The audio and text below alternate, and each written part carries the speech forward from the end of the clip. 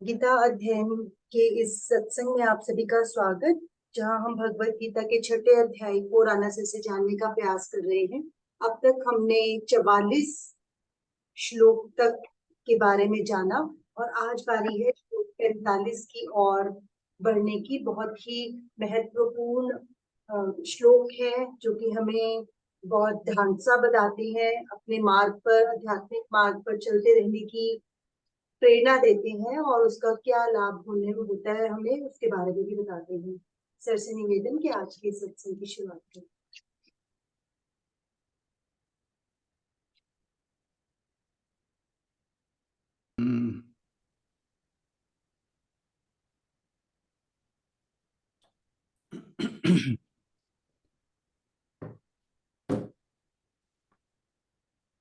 गीता अध्ययन के आज के सत्संग में आप सभी का स्वागत है। हम छठे अध्याय पर चर्चा शुरू। इससे पहले हम चर्चा को आरंभ हम भगवान श्री कृष्ण को याद करेंगे।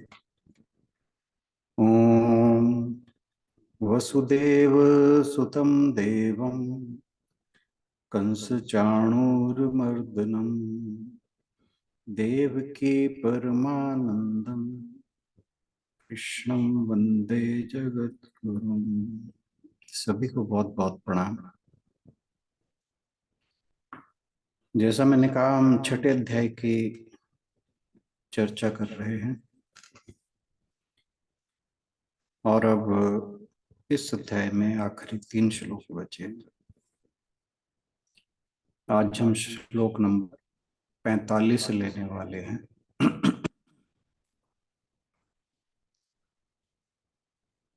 श्लोक को कोई पढ़ना चाहेगा? सर मैं पढ़ देती हूँ। ओके, ठीक है।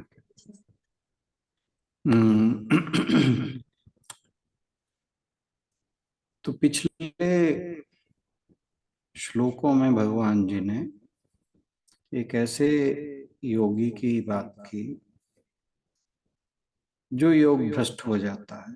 उसमें उन्होंने 2 श्रेणियों वाले योगियों की बात की। एक वे जिनके मन में अभेद इच्छाएं शेष हैं, दूसरे वे जो इच्छाओं से रहित हो चुके हैं और उनको किस प्रकार के वातावरण अगले जन्म में मिलता है। जो इच्छाओं वाले हैं, जिनमें इच्छाएं अभी शेष थी, वो धनवानों के यहाँ जन्म लेते हैं ताकि उनकी इच्छाएं भी पूरी हो जाएं और वो अपनी आध्यात्मिक यात्रा आगे शुरू कर सके। और ये जो धनवान माता पिता हैं, ये धनवान होने के साथ साथ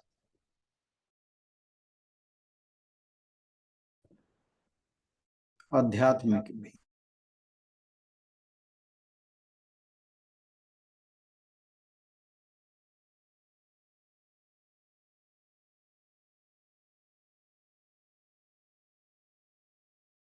ओके,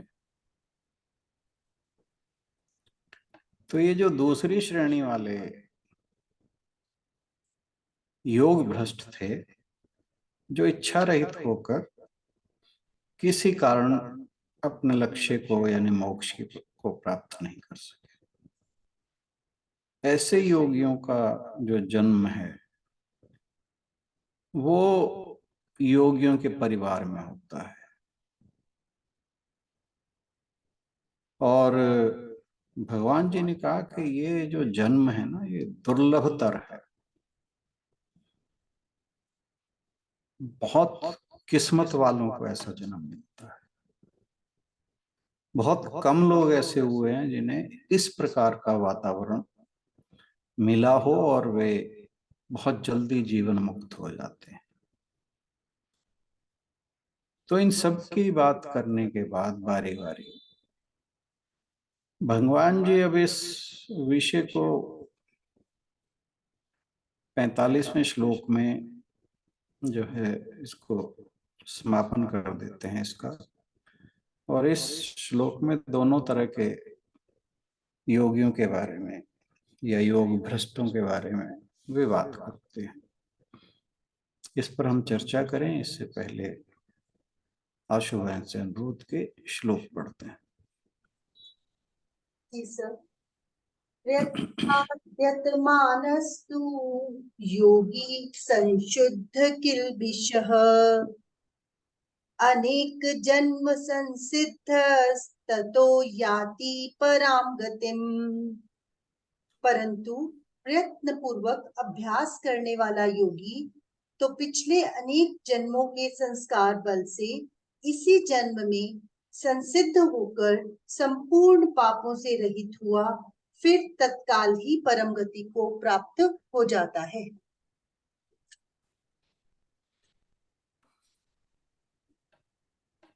तो यहाँ जो खास बात भगवान जी ने कही है वो है संशुद्ध किल्बिषम्।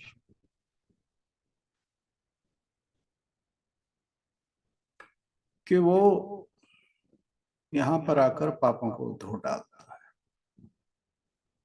उसके जितने भी अशुभ कर्मों के फल रहे होंगे इस जन्म में जो बचे होंगे वो बहुत प्रयत्न पूर्वक अभ्यास करता है और पापों को धो डालता है।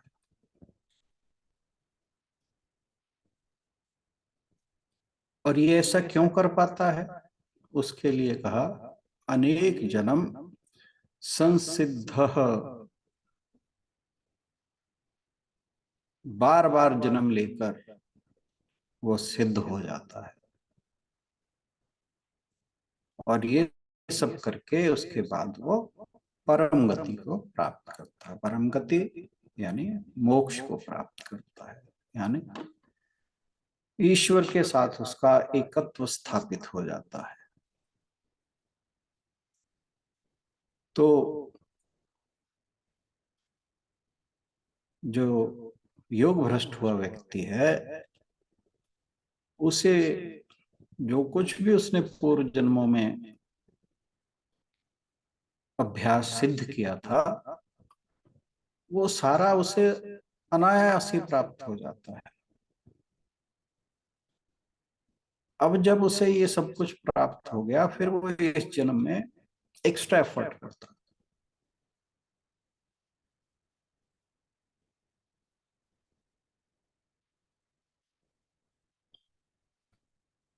तो अगर किसी के मन में यह आशंका हो कि जो पिछले जन्म के उसके प्रयास थे कहीं वो नष्ट तो नहीं हो जाते, तो भगवान जी कह रहे हैं कि जो जन्मों जन्मों में उसने अभ्यास सिद्ध किया था उसके कारण वो पाप रहित होकर पापों को धो डालता है और पहले से अधिक प्रयत्न करता हुआ परम गति को प्राप्त होता है।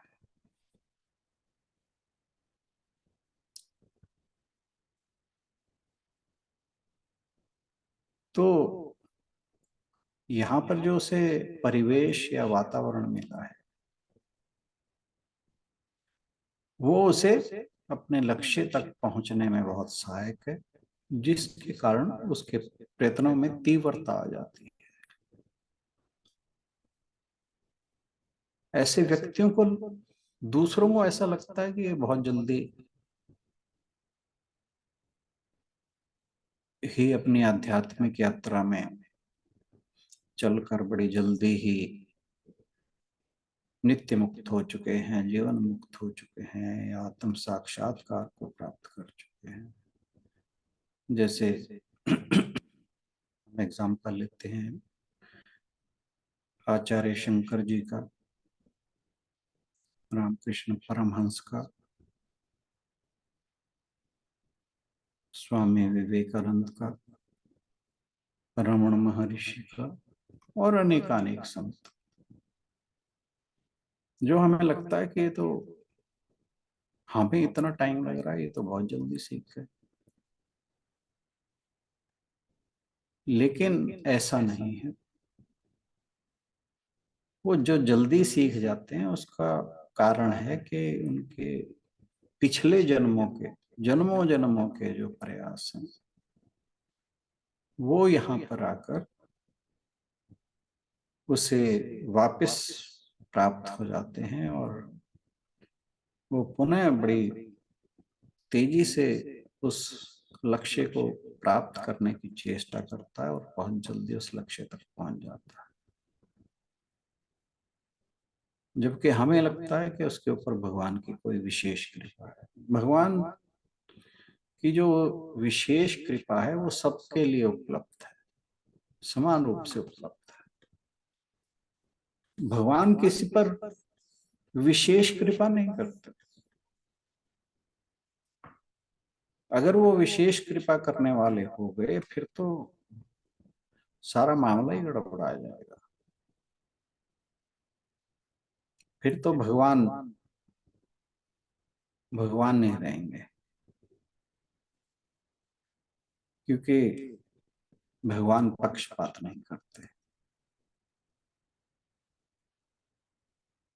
ये जो विशेष कृपा कुछ लोगों के ऊपर हमें दिखाई देती है, वास्तव में वह उनके द्वारा किए गए पूर्व जन्मों के प्रयासों का ही फल होता है। जबकि हमें लगता है कि इनके ऊपर भगवान की विशेष कृपा है।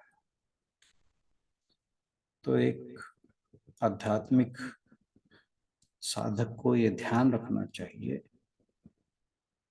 कि वो भगवान में इस प्रकार से भगवान के बारे में ये ना सोचें कि भगवान किसी के ऊपर विशेष कृपा करते हैं और किसी के ऊपर नहीं। जिस प्रकार सूर्य पूरी धरती पर समान रूप से प्रकाश डालता है, उसी प्रकार भगवत कृपा समान रूप से सबके लिए उपलब्ध है। कमी क्या है कि अगर कोई अंधेरी कोठरी में बैठा है और अपना दरवाजा या खिड़की ना खोले, उसके लिए सूर्य का प्रकाश ऐसा ही है जैसे उसके लिए उपलब्ध ना हो। तो ऐसे ही कोई अगर अपनी आध्यात्मिक यात्रा को आगे ले जाने के लिए प्रयास ही ना करे, प्रयासों में शिथिलता आ जाए और कहे कि फलां के ऊपर तो विशेष कृपा है, मेरे ऊपर नहीं है,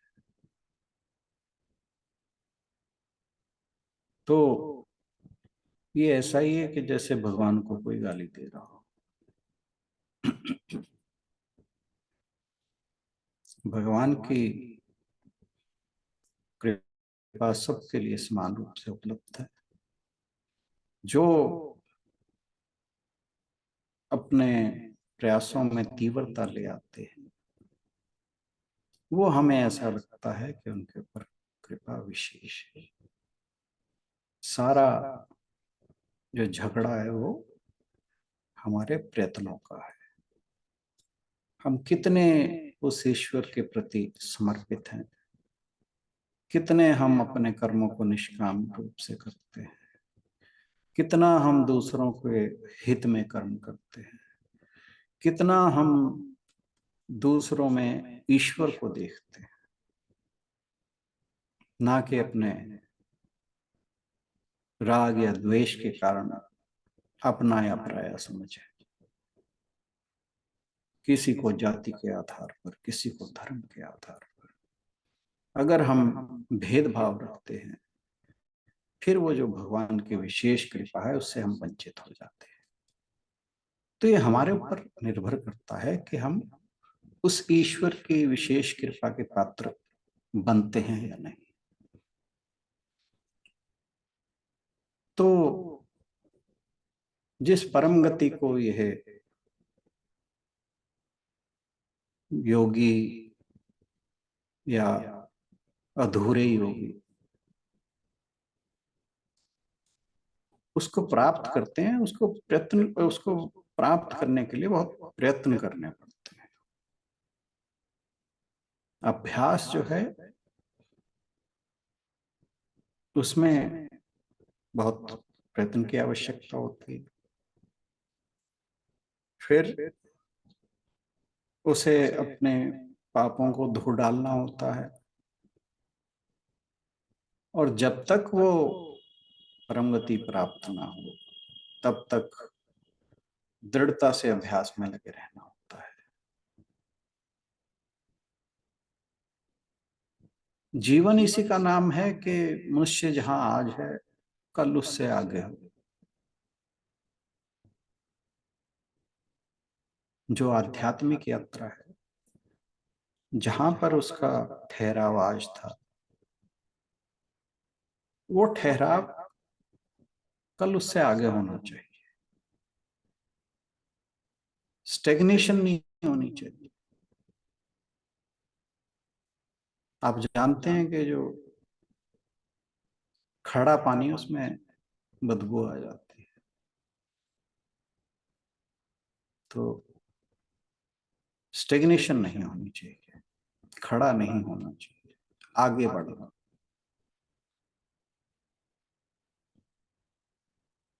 और हर समय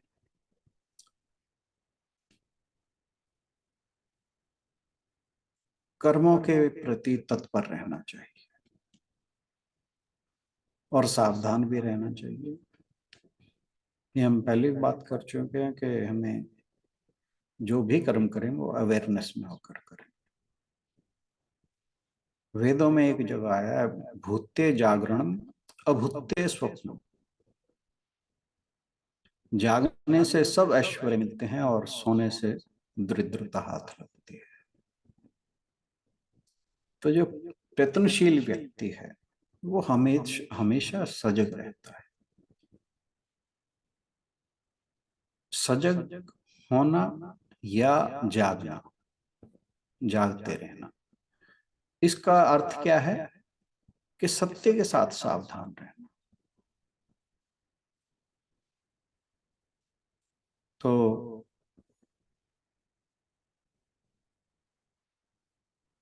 मनुष्य के द्वारा जो प्रयत्न किया जाता है वो उसमें सफलता तभी मिलती है जब ज्ञान, पवित्रता, प्रेम और उत्साह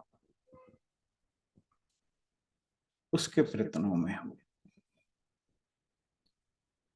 जैसे आम के पेड़ पर जब कोयल बैठती है तो कोयल आम के पेड़ पर बैठते ही कूकने लगती है। जैसे कमल के फूल पर भंवरा मंडराने लगता है, बाग में बुलबुल बोलती है। इसी प्रकार जो मनुष्य आध्यात्मिक यात्रा में आगे बढ़ते हुए, प्रयत्न करते हुए आगे बढ़ता जाता है, तो आत्म भाव स्थित होने पर उसके जो प्रयत्न हैं वो इन्हीं पशु पक्षियों की भांति चहक उठते हैं और फिर उस परम गति की प्राप्ति हो जाती है। और जो व्यक्ति लगातार प्रयत्न करता है, अपने मन के मैल और विकारों को धो डालता है, वो पापों से मुक्त हो जाता है।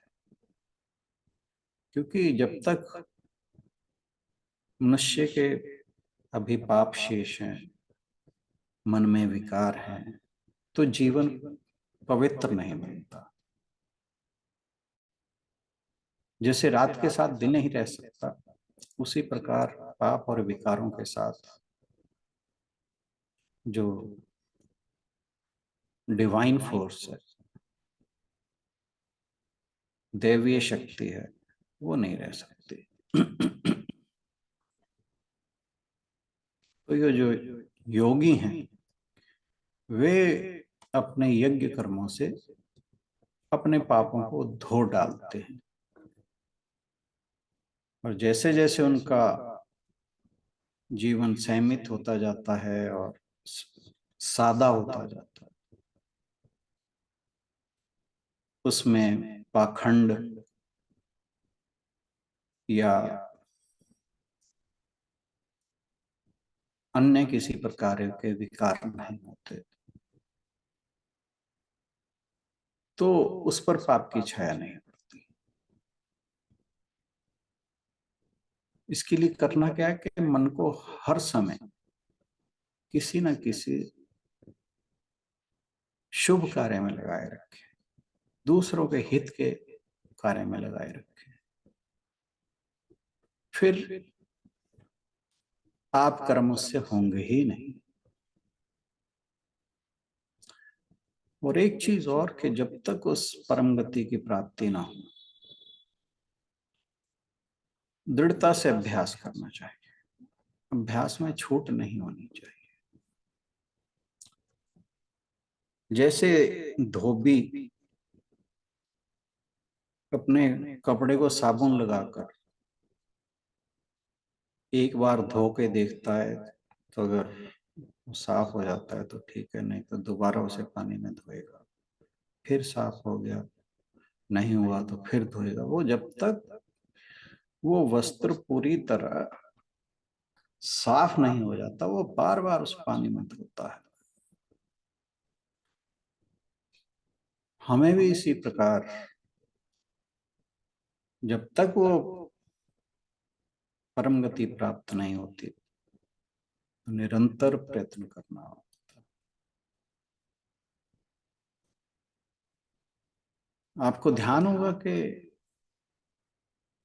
भगवान श्री कृष्ण ने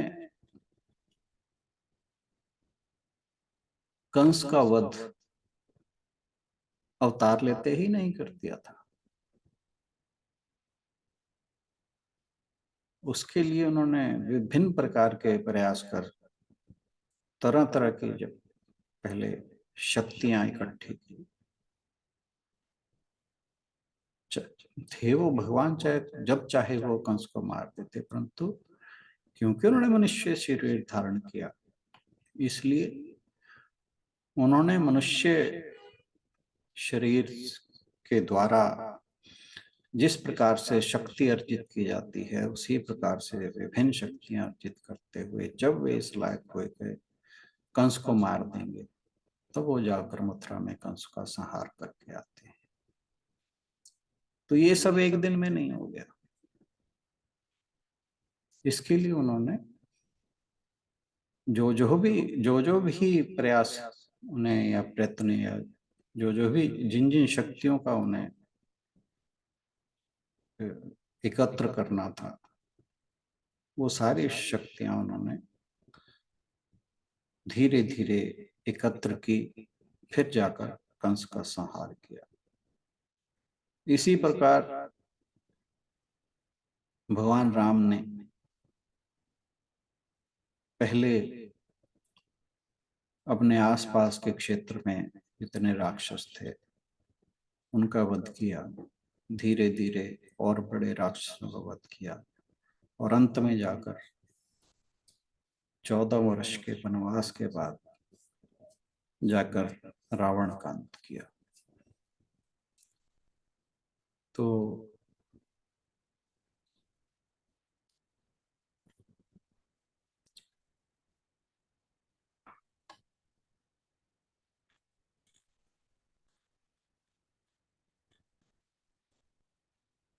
एक चीज और के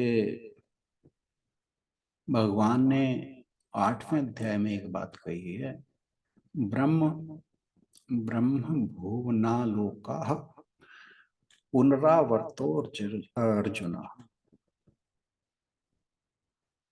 कि हे अर्जुन, ब्रह्मलोक से लेकर सब लोग पुनरावृत्ति स्वभाव वाले हैं, अर्थात इन लोकों को प्राप्त कर मनुष्य को संसार में वापस लौटना पड़ता है। ब्रह्म की माया जो है वो बड़ी प्रबल है। जैसे दूध से जला व्यक्ति छाछ को फूक फूक कर पीता है, उसी तरह ये जो दुर्लभ जन्म प्राप्त करने वाला योगी है, इस जन्म में बहुत सजग होकर प्रयत्न करता है ताकि उसे वापस स्वर्ग आदि लोकों में ना जाना पड़े और इसी जन्म में ब्रह्म की या परम गति की प्राप्ति हो जाए।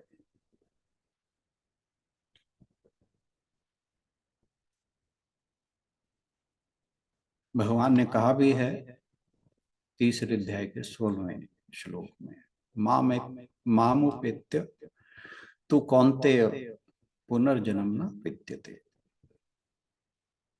यानी जो मुझे प्राप्त कर लेता है उसे फिर इस संसार में नहीं आना पड़ता।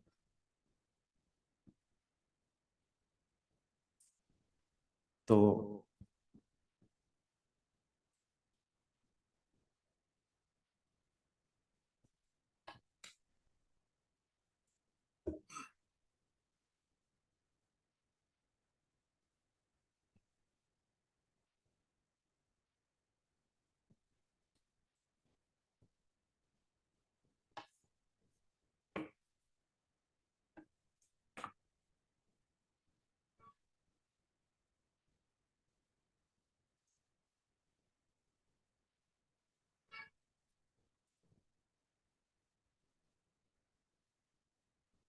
अब ये जो बातें भगवान जी ने कही हैं, इन्हें अपने जीवन में कैसे शामिल किया जाए, इसको भगवान जी अगले श्लोकों में लेते हैं। तो आज के लिए इतना ही। आप सबका बहुत बहुत धन्यवाद।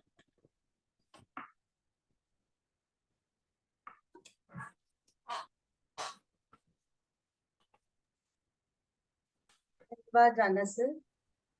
पिछले कुछ श्लोकों को लेकर और आज के श्लोक को लेकर यदि कोई अपने विचार रखना चाहे या कुछ पूछना चाहें तो आपका स्वागत है।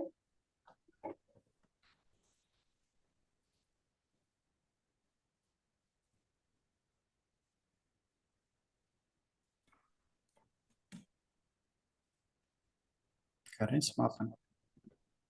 सर इसीलिए कितने लोगों को देखते हैं ना कई बार कि हमें जो बातें बहुत बड़ी लगती हैं, उनकी वो बातें बहुत छोटी छोटी होती हैं। हमें लगता है कि वो उन बातों पे क्यों नहीं रिएक्ट करते हैं बिल्कुल भी, पर उनकी कुछ और ही यात्रा चल रही है। और वो अवेयरनेस की बात है कि जिसकी जितना विजन है, जितनी दूर तक जो देख पाता है, उसके अकॉर्डिंगली वो व्यवहार करता है ना। एग्जैक्टली।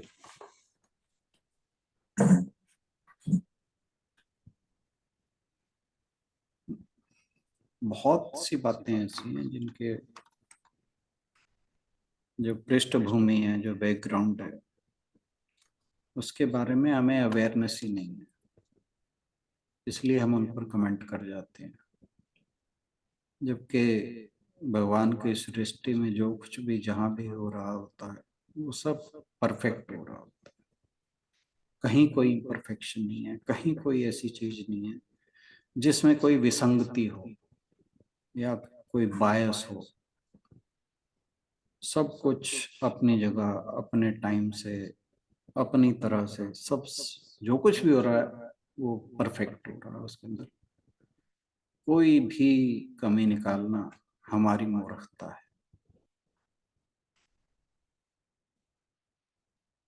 बट सर जैसे कल तो आपने बात की थी कि हम बात कर रहे थे आने वाले बच्चों की, कि हमें लगता है वो ज्यादा, उनकी यात्रा हमारे से ज्यादा आगे है ना।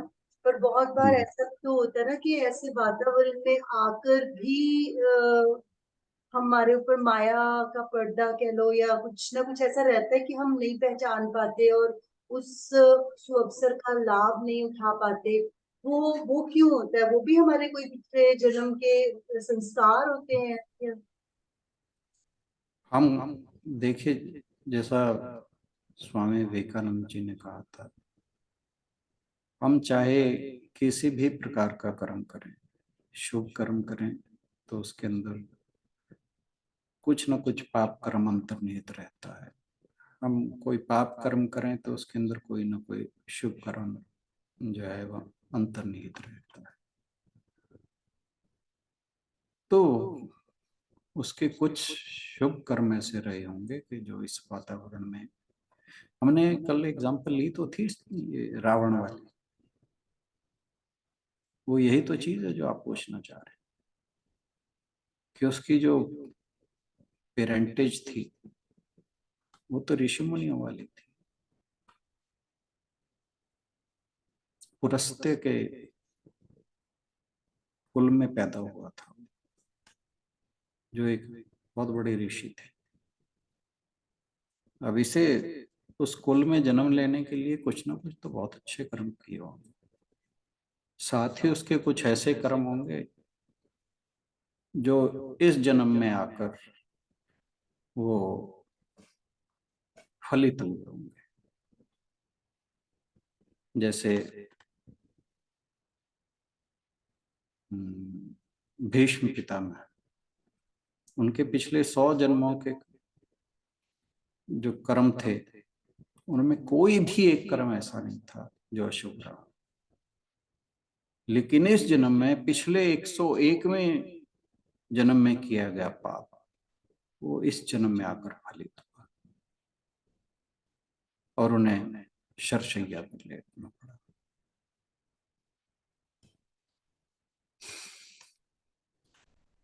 I hope I have answered your question. Yes, sir.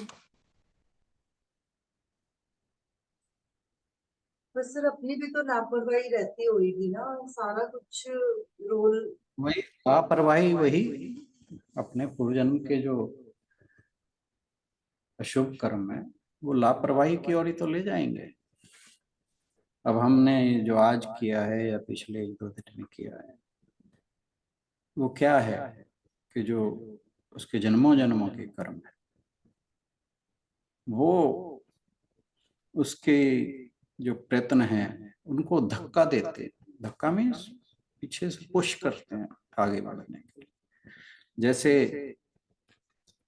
एक नाव जो है मास्ट वाली, जब उसका मास्ट सीधा कर दिया जाता है तो जो हवा के थपेड़े उसे भगाए ले जाते हैं आगे बिना किसी और, ना तो वो ओर्स चलाते चप्पू जिसे कहा जाता है, ना कोई इंजन होता, केवल और केवल हवा के कारण और मास्ट को सही दिशा में करने के कारण वो नाव भागती चली जाती है।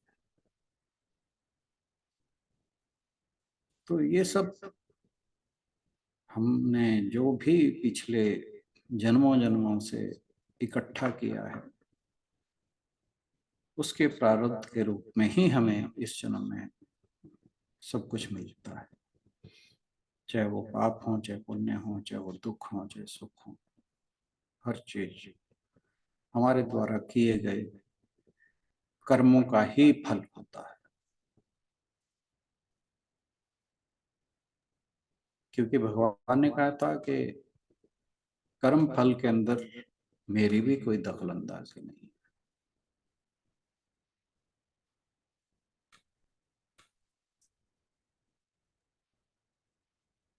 कोई और कोई विचार रखना चाहें? Hariom sir, Hariom everyone. Sir ये कर्म फल को लेके जो हम बात कर रहे हैं तो मैं एक बात पूछना चाहती थी, अगर मैं गलत नहीं हूँ तो भगवान भी जिस भी रूप में जिन उन्होंने जन्म लिया है, चाहे वो कृष्ण जी के या राम जी के, तो उन्होंने भी अपने कर्मों का फल तो भोगा ही है वो तो उनकी मनुष्य लीला शरीर लीला को। थी उनकी। ये तो भगवान ने कहा था चौथे जी युग, सर, मैं ओके। कर्म करते हुए भी उन कर्मों में लिप्त नहीं होता। जी जी, तो वो इसमें कर्म हाँ जी वो इससे परे है, क्योंकि अगर उनके द्वारा कोई कर्म किया भी जाता है ना वो जी दूसरों के हित में किया जाता है, जो कोई भी संस्कार पैदा नहीं करता। तो ओके इसलिए कर्म फल को भोगने का कोई, आप ये देखिए भगवान का अवतार होता किस लिए।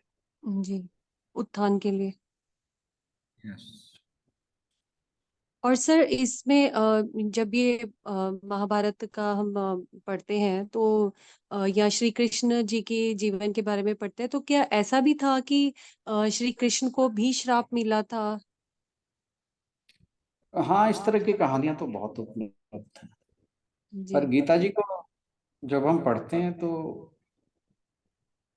फिर ये लगता है कि ये कहानियां केवल और केवल हमें प्रेरित करने के लिए बनाई गई हैं। ओके। अदरवाइज गीता जी जो है वो सब चीजों को बड़ा स्पष्ट कर देती है। नहीं सर, थैंक यू सर।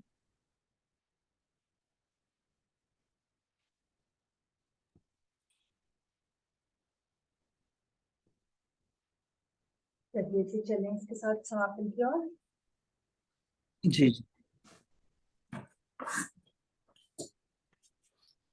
ओम पूर्णमद पूर्णमिदं पूर्णात् पूर्णमुदच्यते पूर्णस्य पूर्णमादाय पूर्णमेवावशिष्यते। ओम शांति शांति शांति। हरिओम। सभी को बहुत बहुत प्रणाम और आज के गीता जी के सत्संग में जुड़ने के लिए बहुत बहुत धन्यवाद। Thank you everyone. सभी की ओर से राणा सर का भी बहुत बहुत धन्यवाद। कल मिलते हैं अगले श्लोक के साथ। Thank you everyone for joining. Thank you. Thank you जी। और